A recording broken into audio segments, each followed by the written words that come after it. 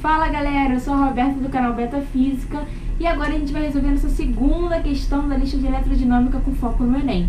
Lembrando que essa lista ela já está resolvida na minha página no Instagram. Eu vou deixar o link na descrição da lista e das resoluções. E aqui eu vou botar o passo a passo caso você não tenha entendido a resolução. Mesmo que você tenha entendido, dá uma moral pra mim e me ajuda assistindo esses vídeos, que isso me motiva a continuar. Tá bom? Talvez você não tenha dúvida agora, mas mais pra frente você possa ter. E eu estarei bem aqui, linda e maravilhosa, para ajudar vocês. Então vamos lá. Ao pesquisar um resistor feito de um novo tipo de material, um cientista observou o comportamento mostrado no gráfico tensão versus corrente. Após a análise do gráfico, ele concluiu que a tensão em função da corrente é dada pela equação V igual a 10I mais I ao quadrado.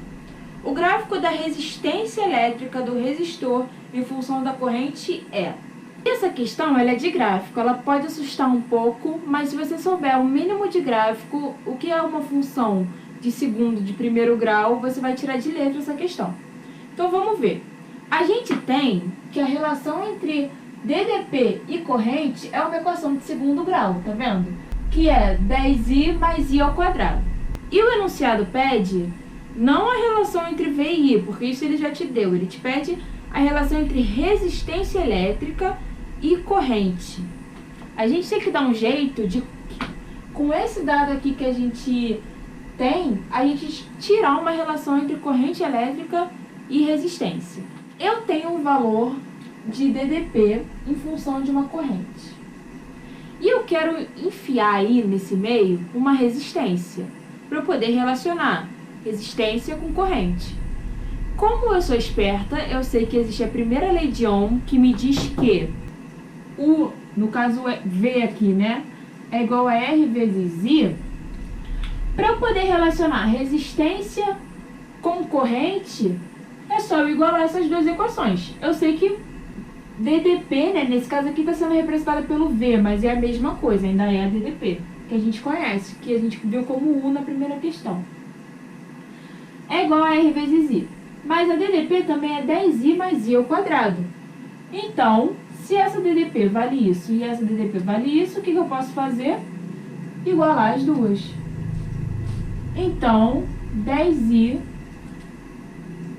mais I ao quadrado é igual a R vezes I. Se eu quero resistência em função da corrente, eu vou isolar a resistência. Então, eu vou passar o I para cá dividindo. Vai ficar R igual a 10I mais I ao quadrado dividido por I. Isso aqui é a mesma coisa aqui. 10I dividido por I mais I ao quadrado dividido por I. Não é? Porque se a gente está somando duas frações em que o denominador ele é igual, a gente soma os de cima e repete o denominador de baixo, né? Então, a gente vai ter o seguinte, eu posso cortar aqui, ó, um I daqui com um I daqui, esse I com esse I, e a gente vai ter que a resistência vale 10 mais I.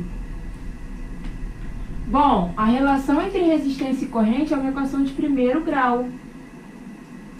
Se vocês lembram de equação de primeiro grau, função afim, vou colocar aqui, ó.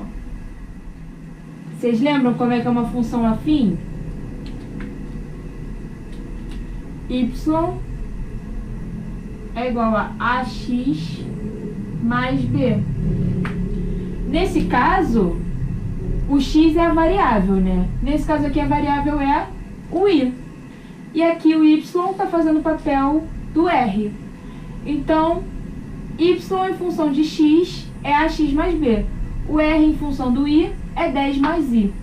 Bom, aqui, comparando essas duas, esse A é o que multiplica a variável, que nesse caso aqui é o 1. Tem um 1 implícito aqui, ó. 1 vezes I, né? E o B é esse 10. O que representa esse B? O que significa esse 10? É o valor de R quando I for igual a zero. Por quê? Quando I for igual a zero, vai sumir isso aqui, ó. Vai ficar R igual a 10. Então, é aí que tá.